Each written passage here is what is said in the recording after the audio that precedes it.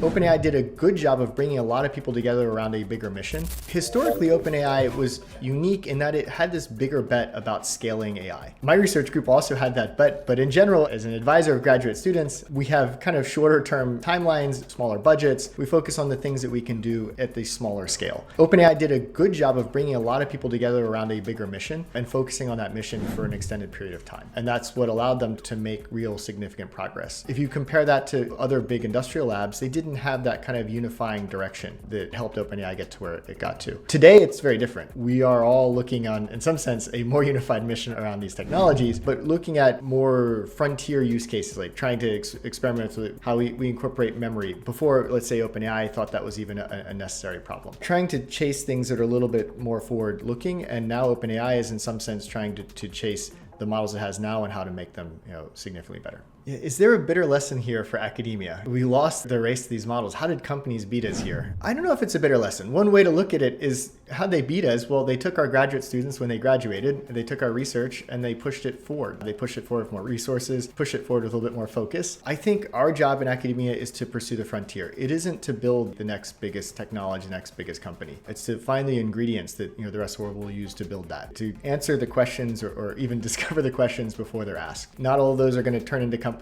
or turn into the next frontier. Again, some of the questions that were asked in academia were things like the RL work that have been central to OpenAI were developed at Berkeley. Would I have liked to have been the person who built the large language model? Yeah, that would be fun. But am I going to change the way I approach research? Probably not.